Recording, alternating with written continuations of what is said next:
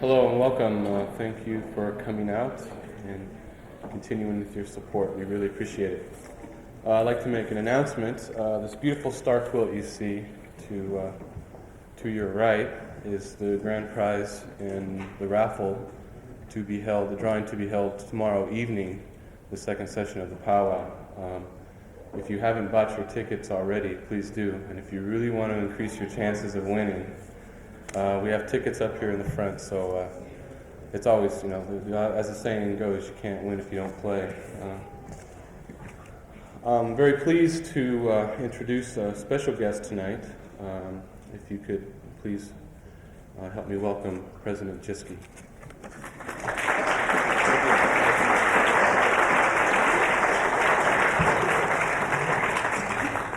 Thank you, Jeff. It is a pleasure for me to welcome you on behalf of the university, you who are members of the university community and guests of the university tonight, to the American Indian Symposium's Richard Thompson Memorial Lecture. I understand the parents of Mr. Thompson are here today, and we're pleased to have you both here with us tonight. Thank you.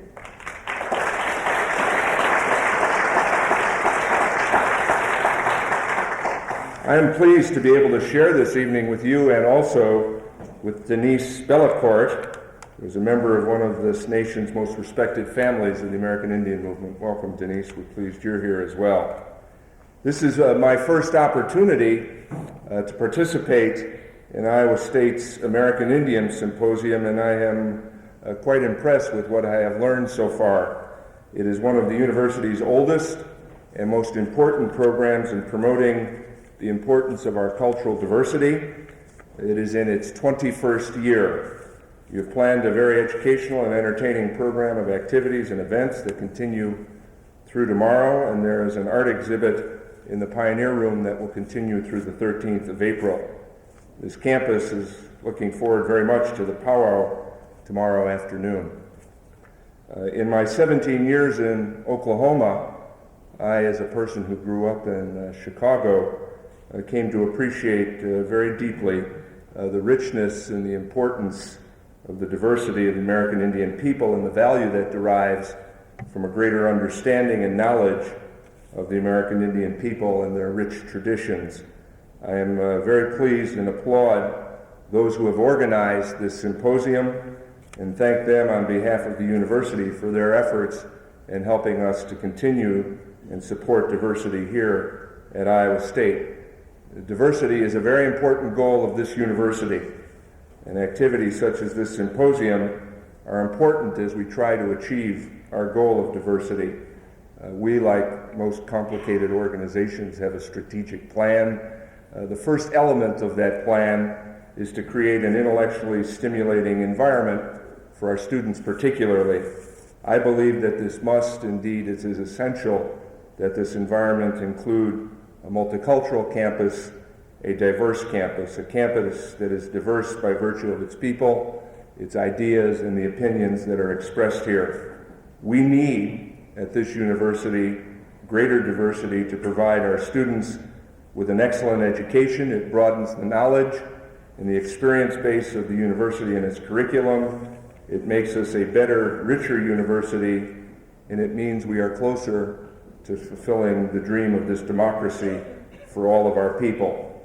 I believe Iowa State is making progress, but we have a very, very long way to go in this regard, and activities such as the American Indian Symposium and the Thompson Memorial Lecture are extremely important as we try to make further progress. So it is a delight to be here with you this evening. We look forward to your remarks. Thank you.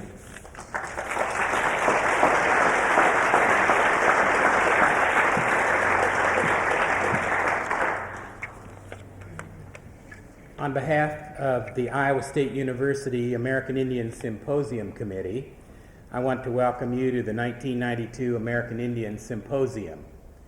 This year's symposium is entitled Healing Mother Earth, the Future of the People.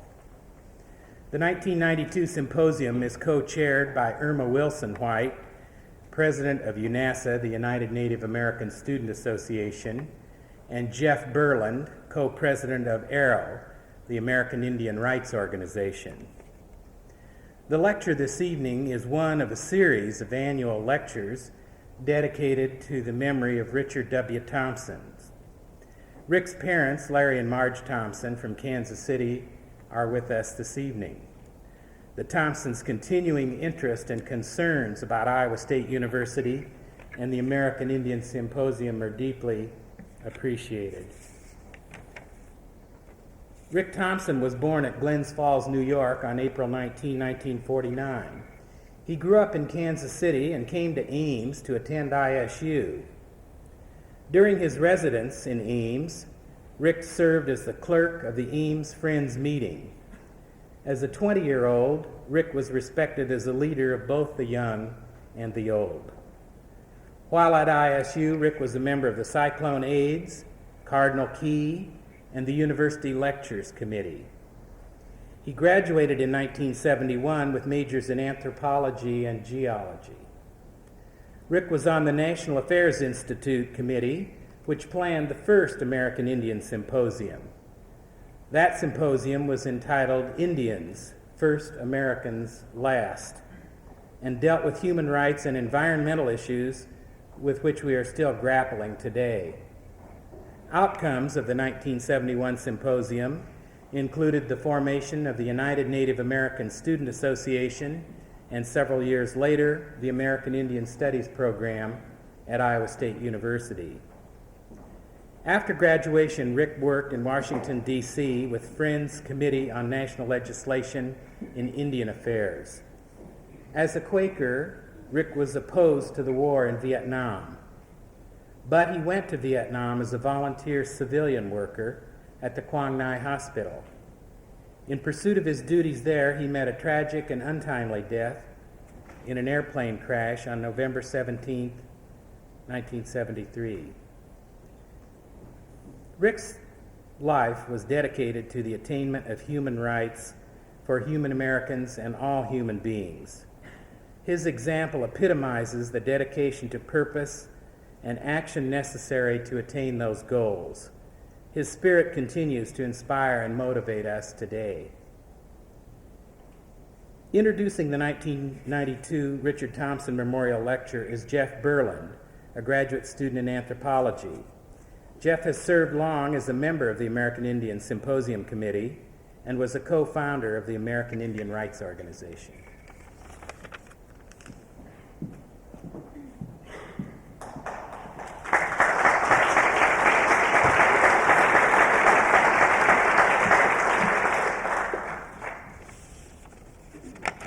I'm very honored tonight to introduce to you Denise Belcourt. Along with the many and varied activities that are detailed in this brochure, Denise's work includes being the secretary and the board of directors of the White Earth Land Recovery Project, and I think you're going to be talking a little bit about that tonight. Very important organization up on the White Earth Nation. She's also a member of the Family Intervention Team, a broad-based program bringing together people of many disciplines to help out families in times of crisis. She's also on the Curriculum Advisory Committee and Arts Advisory Council for the Waban School up on White Earth Reservation. And, if that is not enough, she is running for school board for the Waban, Ogama, and White Earth School District. Again, I'm very pleased and wish for you to help me introduce Denise Belcourt. Please welcome her.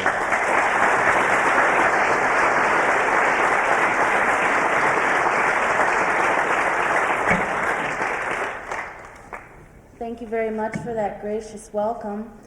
I feel really honored and proud to be invited here to address you tonight and to talk about my home. You know that my colonial name is Denise Belcourt, but my indigenous Anishinaabe name is Shawa Nagijagukwe, which means Lady from the Southern Light. I really feel happy to be here to share with you tonight. And first I want to give a brief, well, not too brief, overview of the history of White Earth so that you can understand the current situation that's happening today. And I think that this background will help you understand what is going on at White Earth today. The Anishinaabe Nation is also known by a few other names, one of them being Ojibwe and another being Chippewa. The name of our tribe is the Minnesota Chippewa tribe, which encompasses 6 reservations in northern Minnesota. The historical territory of the Anishinaabe Nation includes several states in the United States, North Dakota, Minnesota, Wisconsin, Michigan, and several Canadian provinces, including Saskatchewan, Manitoba, Ontario, and Quebec. So you can see that our home territory is quite extensive, and we're one of the 4th largest Indian nations in this country. When the colonial pirate came here to these shores 500 years ago, and non-Indians came here, they started the push of westward expansion. The United States government, the colonial government, was pushing the eastern tribes out of the eastern seaboard area, off their ancestral homelands, and many nations were virtually destroyed and eliminated and wiped out. One of the historians of our people, a man by the name of William Warren, wrote a history of the Anishinaabe Nation, and he learned these things from the elders of our tribe. And he talks about how our tribe started out on the Atlantic coast and how we were pushed westward by westward expansion of this country. The United States government had a policy of total destruction and genocide of Indian nations, and the colonial pirate Christopher Columbus had a great part in this as far as bringing slavery to these shores, enslaving people and taking them back to Spain and such. When our people came to this Great Lakes area, and this was several hundred years ago, they were following their traditional Medewan religion. And it talks about, and Warren talks about his story of how they followed the Medewan Lodge across, they followed their religion, and the tribe had expanded into Minnesota and pushing some of our Lakota neighbors onto the prairie. White Earth came about by legislative action, and it's known as the Treaty of 1867 with the Mississippi Bands.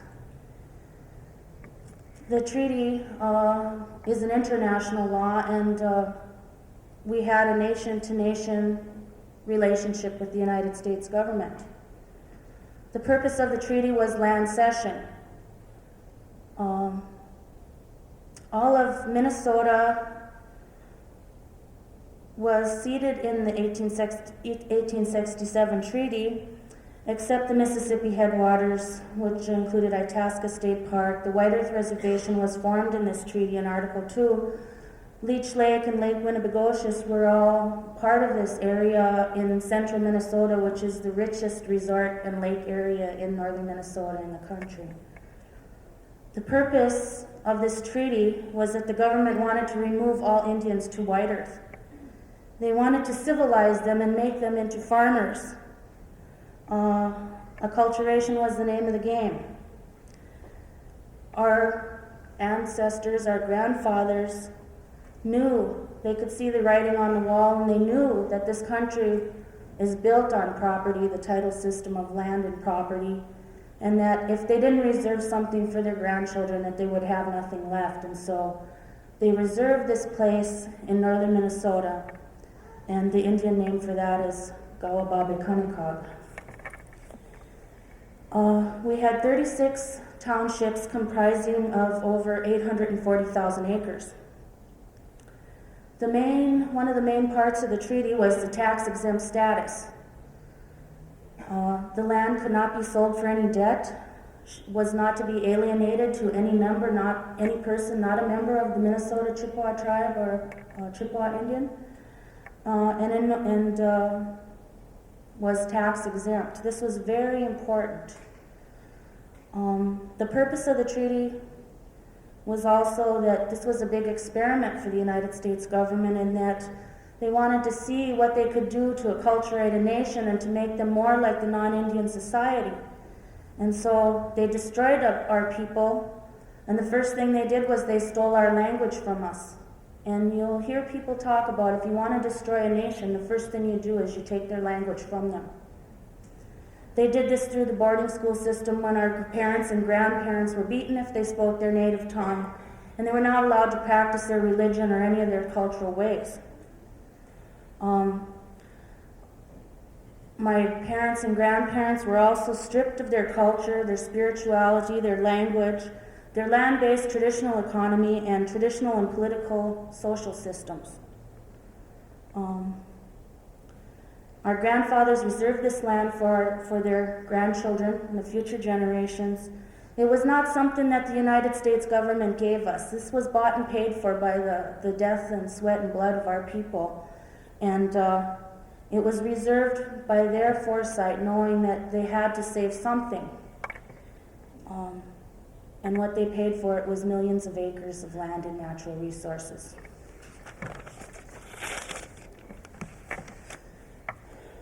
Then we have the era of allotment and assimilation, which happened in the 1800s, 1871 to 1928. And the General Allotment Act of 1887, which was also known as the Dawes Act, opened up reservations across the United States to allotment. And what the purpose of this was to give individual allotments to individual Indians. They would receive a fee patent, which was to be held in trust for 25 years. And this land could not be alienated or taxed. The purpose of allotment was to break up tribal land holdings, opening up the reservations to white settlers, substituting white civilization for tribal culture. It was an era of an orgy of exploitation. Surplus lands could be purchased by any settler or the government, whether it's federal, state, or county. In Minnesota, they had a separate act, and it was known as the Nelson Act of 1889, which was the Allotment Act of Minnesota and what pertained to all the reservations in Minnesota. What they originally wanted was for the Indian people to cede all their other reservations in Minnesota and consolidate to White Earth in this big, beautiful nation where they could become civilized. Also, it was a 25-year trust status period where the land was tax exempt and inalienable for debt. Leftover surplus lands sold to non-Indians, and what happened was these land sharks, pine barons, lumber barons, bankers, and politicians were all in collusion on this plan to open up the reservation so that they could get in there and rip off the natural resources. About this time, they found that they couldn't get a hold of the pine lands, and so Senator Moses Clapp introduced a bill into the Senate. It's called the Clapp Rider of 1904. And what it did was it took off all restrictions as to sale and encumbrance and taxation of allotments on White Earth held by mixed-blood Indians. But what it did was it also opened up the door for full-bloods and minors to also be ripped off of their land, because you had to be a mixed blood to be able to get a patent, a force fee patent, a title to land. And so what happened was they had this law which opened the door to the pine cartel to come in and rip off the reservation of all our valuable pine. The Clapp Rider provided for the sale of the pine, and then there was another act, it was the House bill, and it was the Steenerson Act, and that furnished the pine to the pine cartel. Also, there became a thing at this time where blood quantum as a legal doctrine. What this did was it divided our community along bloodlines, full bloods on one hand, mixed bloods on the other. And so what happened was this guy, his name was Moorhead, he and this other guy, Lennon, they came to White Earth to do an investigation at this time, which was in the early 1900s. And what they uncovered was the wrongful disposition of Indian lands. Lynn and Moorhead did a blood roll because they had to see how many full-bloods there were, so that these full-blood lands had to be held in trust status by the government. The Lynn Moorhead blood roll, they found 591 full bloods at that time residing on the reservation. And the government politicians were not pleased with this because they wanted them to find less full bloods so that they could come in and get this land. So also at this time there had been some settlers that came to White Earth at the time when they were doing allotment in this blood roll, and they got in on our tribe. About 300 white men became Indians overnight and got allotments and became members of our tribe. Kind of a little interesting side fact there. So what happened was the government sent another guy out to White Earth, and his name was Powell. And he was a physical anthropologist. And what happened was he did another blood roll, and he found that there was only 104 full bloods on the reservation the second time, and there was 760 full bloods that came to be measured or whatever to find out if they were full bloods, and their blood status was altered overnight. These people were not recognized. This man was in the position where he would tell Indians, purchasers, title clerks, county auditors, third-party mortgage holders were all dependent on this man for him to tell them that their title claims were good, that their titles were clear, that they were not clouded. And so he had a conflict of interest. He was in the Indian business, and he found out it was a very profitable business indeed. And it was to his advantage to find that there was less full bloods on a reservation. And so this is what came of his study, and I call it scientific racism.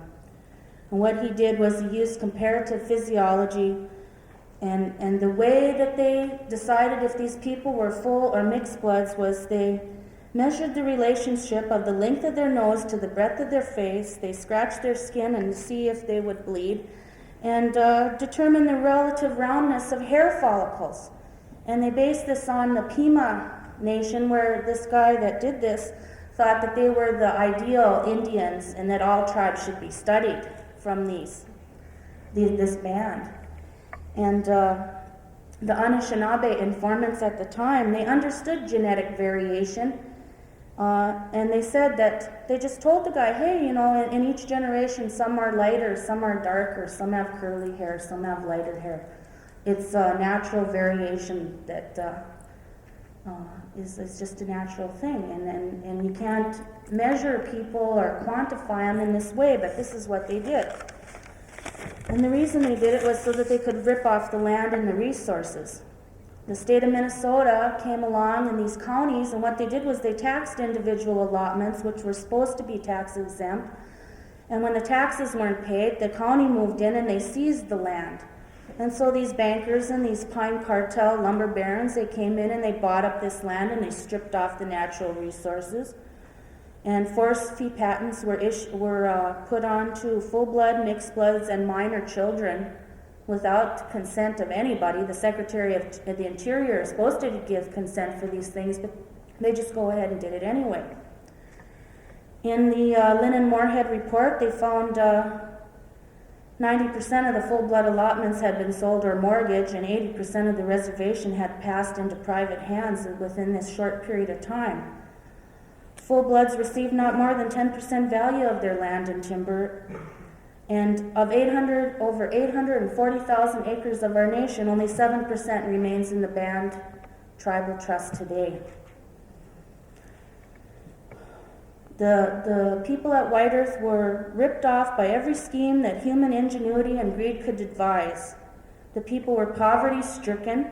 Diseases were running rampant in the community, wiping out the old people and the children. And if you go to our cemeteries today and you look at the tombstones on this time, you see that a lot of young children died at this time and a lot of old people. 60% of the people in our communities had TB, 35% had trachoma, and 15% were infected with syphilis. And nearly all the Indians who were enticed to sell their land were under the influence of the land speculators, and they plied them with liquor, and these people had no idea what they're doing. Some people thought they were just getting a loan to buy some food, Their families were starving, and this was just an example. But I have a quote here from the Lynn and Moorhead report that I want to share with you. And this is what they found when they went to White Earth. Scenes more pitiful than those witnessed by your subcommittee could hardly be imagined. Sometimes 10 or more Indians were huddled together at night in a single room, trying in vain to keep out the cold. Conditions at Round Lake, Elbow Lake, and White Earth were not quite as terrible as Pine Point, but everywhere convincing evidence of poverty and disease was plainly visible. But amid these conditions, which would seemingly melt a heart of stone, the land sharks would continue to ply their nefarious trade. Your subcommittee found in one desolate hut 3 women who, although blind, were about to be ejected on a mortgage deal, and their case was typical of many others.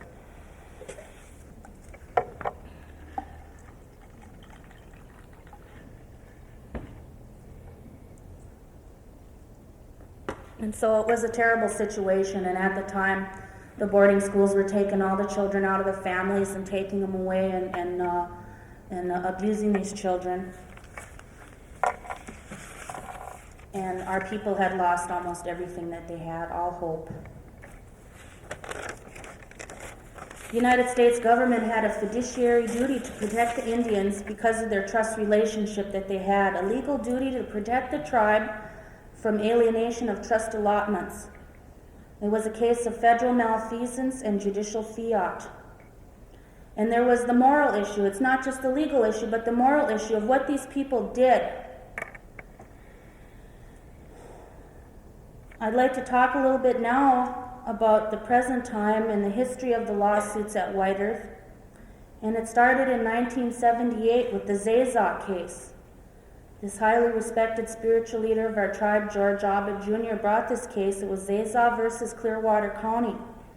The Minnesota Supreme Court held that lands held in trust were untaxable by the county, that the entry of Zaza's land on county tax rolls was illegal, and that trust allotments were tax exempt and unalienable. And the trust allotment was returned to George Abbott and his family. This opened the door to possible recovery of our land. And the U.S. government at this time had failed the Anishinaabe people in their trust responsibility to provide equal protection under the law as provided by the United States Constitution. The United States Constitution was not meant to protect poor Anishinaabe people who were being ripped off and abused. It was meant to protect the rich white man. The United States Constitution says specifically in there that Indians not taxed were excluded from representation in Congress. And all at this time, they're sitting here professing to protecting our constitutional rights to due process of being ripped off of our property without any due process of law. The legal status of these Indian title claims is that of private property of individuals who happen to be indigenous Anishinaabe, who were entitled to due process and equal protection under the law, but we never received that. However, since these Indian people were just ignorant savages in the view of the non-Indian, it was okay to violate every law and moral value and human decency as long as it served their greedy purpose.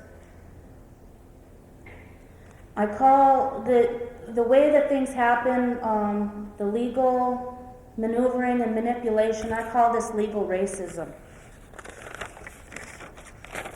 The Zaza case opened the door for a program that came to the Minnesota Chippewa tribe, and it was called the 2415 Land Claims Land Research Project.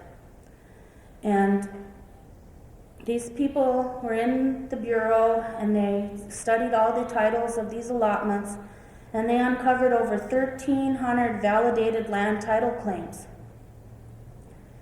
They uncovered the alienation of trust allotments, and this was just the 7th time in a series of inquiries that had proven that Anishinaabe allottees had suffered wrongful disposition of their land. It uncovered related timber scandals, characterized by fraud, malfeasance, collusion, and the separation of the Anishinaabe community on the basis of blood quantum. What they also discovered was in 1925, there's a bunch of cases. They were called the equity suits. And some lawyers at that time had tried to help the Anishinaabe people regain their land, but they were stopped. The 2415 land claims had only begun to research about half of the allotments and titles on White Earth, and then Secretary of Interior James Watt, even though the legislative mandate of time frame of this investigation was not over, killed the 2415 land claims, and they were never fully investigated for this reason. Much more fraud was yet to be uncovered, but it didn't happen because James Watt shut it down. About this time, the People's Land Organization, known as Anishinaabe Akin, which was a group of allottees and heirs that had a right to their allotments and their land, they brought lawsuits before the government. The first lawsuit was Little Wolf versus Hodel, and later, after it was called Little Wolf versus Lujan, was filed in the Supreme Court of the United States. It addressed the constitutional issues of due process. And what they were arguing was that what happened in the White Earth Land Settlement Act was that this act had violated our Fifth Amendment protection against alienation of private property. Also, shortly after this, many penny and fine day cases were filed in the 8th Circuit Court of Minnesota, where the U.S., the state of Minnesota, and the counties of Becker, Mahnomen, and Clearwater were parties to this lawsuit. And these allottees and heirs said, "We don't want any amount of money because money is here today and gone tomorrow. We want our land back because land is sacred and it's here forever." But these cases, we never got any justice in the courts of the United States, and it's no wonder. Every time since the beginning of federal Indian law, when Indian rights cases have come before the Supreme Court of the United States, they've further eroded our rights and taken away our resources and everything that we had, and eroded our rights down to where before we were nations that were treated with treaties, which was international law, nation-to-nation status, and now we're reduced to dependents or wards of the government of the Great White Father.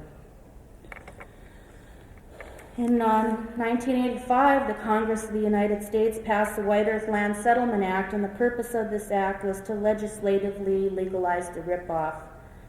It cleared clouded title to land on the reservation that non-Indians held. It pays off allottees and heirs monetary compensation for their land, and the people on the reservation said, "We don't want this," but they forced it on us anyway. Well, so was the final settlement and extinguishment of Indian land claims on White Earth, and now, after this law has been passed, we're no longer able to bring our cases to court, where we don't get justice anyway. But, it's just another avenue of recourse, another door that's shut in our face. The people of Anishinaabe Akin were a grassroots organization of people from across the broad spectrum of different types of people and factions on the reservation. And they said, and they hold to this day that the land should be returned, and because of the illegality and the moral issues of this whole tragedy at White Earth. Everybody across the nation is looking at White Earth as a test case because it's the most complex of schemes that the government devised, and so other nations that had title claims were looking to White Earth to see what is going to happen in the courts.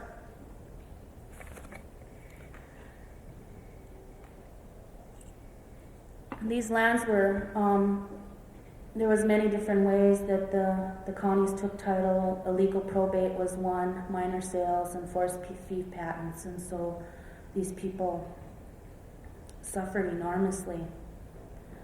Presently at White Earth, we have a 75 to 85% unemployment rate. Poverty is chronic. Drug and alcohol abuse runs rampant. The suicide rate amongst our teenagers is very high, and teen pregnancy and other problems in our community.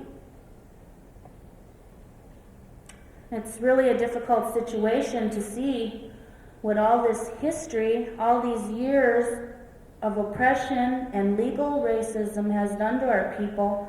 And these are why we have conditions like this today, because, you know, the Native people in this country should be the richest people in this country, and yet we're the poorest because we've been dispossessed of land.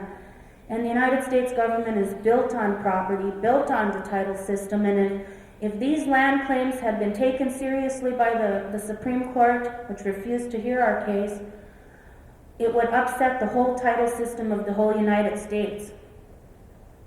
And what would they do then? Where would they go? As Jeff mentioned, I also am on the family intervention team at White Earth as part of my work. I work at the Circle of Life Survival School. I'm a homeschool coordinator and a counselor there.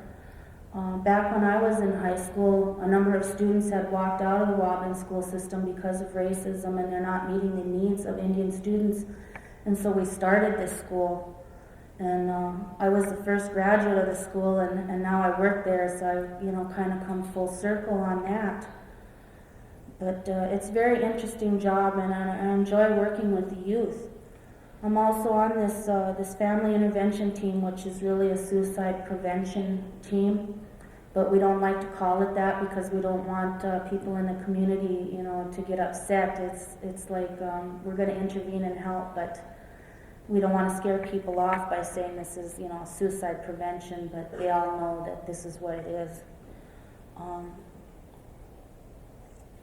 I was just reading on some suicide statistics, and suicide is the highest killer of teenagers in the United States, regardless of race, color. More students die of suicide than car accidents, diseases, and other things that happen to teenagers. And it really makes me feel sad inside that some of our young people feel that they have nothing to live for in this society. They just have lost all hope of ever doing anything with their lives, and some of them have been beat down for so many years that they don't care, they're apathetic, and it's really a sorry state of affairs.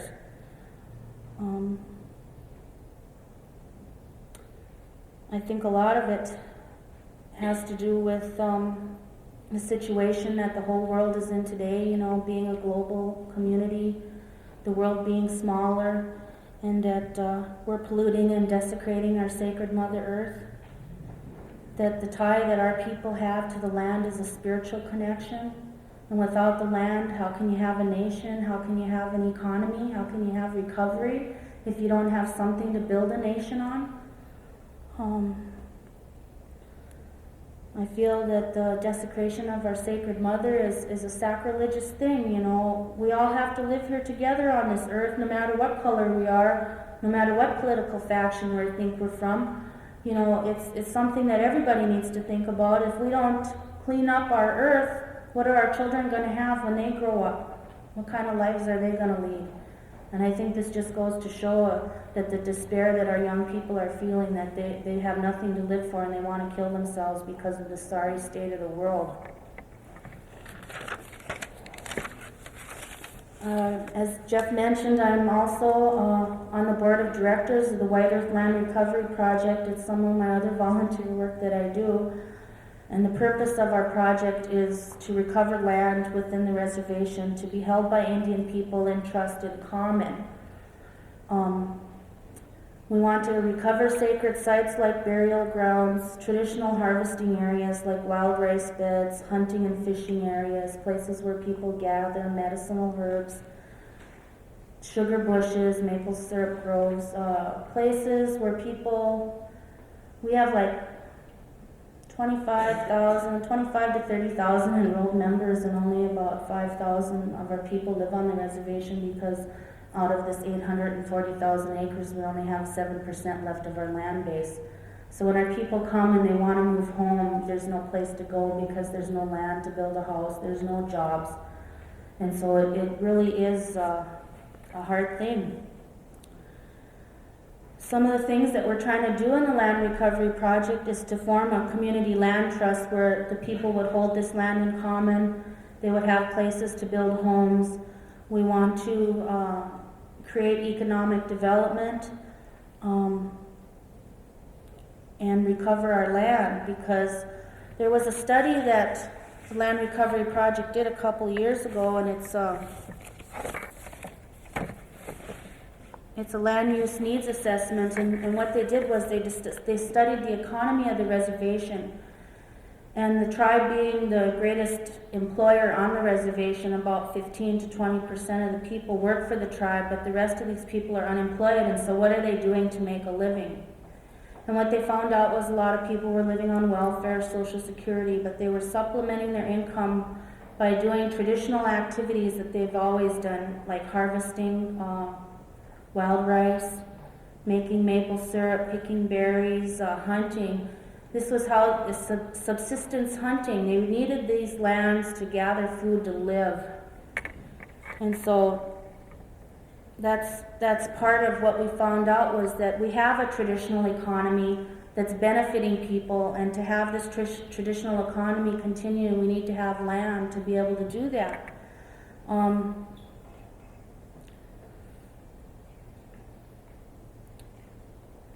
What some of the things that we've done lately is that we've had an Indigenous land management project, and we were looking at how did Indian people manage land and their resources before these environmentalists and DNR people and game wardens and stuff came into our reservation. How do we take care of what we had? And what we found out was that people took what they needed but no more. They didn't abuse the natural resources. They just took what they needed to live. And so this land management project that we started, and it was a co-project with the school where I work and the land recovery, was teaching cultural education to our young people, because a lot of our young people have never been exposed to traditional ways because their parents don't know, because their grandparents were stripped of that and therefore never taught them, and it never came down to the ones that should have it today. And so what we wanted to do was expose our children to these traditional ways. And in our school we have language, we have cultural arts, we have history and social studies about the history of White Earth. And so what we wanted to go was take our kids out into the woods and show them firsthand by doing, what it is to live off the land and to respect that. What's the spiritual connection there? And so we took our high school kids out ice fishing. We had a winter curriculum unit, and we took them out beaver trapping and rabbit snaring, and these are some things that our young kids had never seen done. So, hoping that if they get exposed to that someday when they get older, maybe they might need that to live. And so that's what we were trying to teach. At the end of this winter unit, we had winter games, and we took all our kids out to the lake where there was snow and ice left, and we had snowshoe races and snow snake games, which was an old game that hasn't been played in White Earth in maybe 100 years. So it was really kind of a unique experience for our children to do these things that haven't been done in many years. We had a feast and a powwow because we feel that the community has to be brought into what these things that we are doing, and then by doing these things we're giving cultural education to our children and to our community. And that if our children know who they are inside, they feel good about who they are as Anishinaabe, they'll have higher self-esteem, and hopefully they won't get to that state where they feel like they have nothing to live for and they have to kill themselves.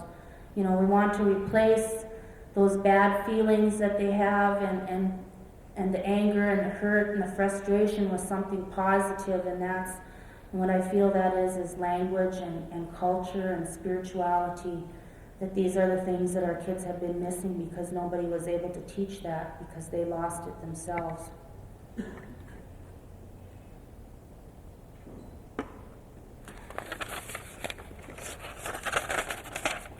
But I also believe that to teach our young children, we can't just stand around and talk about it. We can't be complaining and criticizing each other all the time. We have to get out there and do something. We have to show by our actions that, we're trying to make things better. And I firmly believe that the struggle for liberation from oppression starts within oneself. You have to know who you are. You have to know your history. You got to know where you come from. Because if you don't know, you'll just continue to make the same mistakes again and again.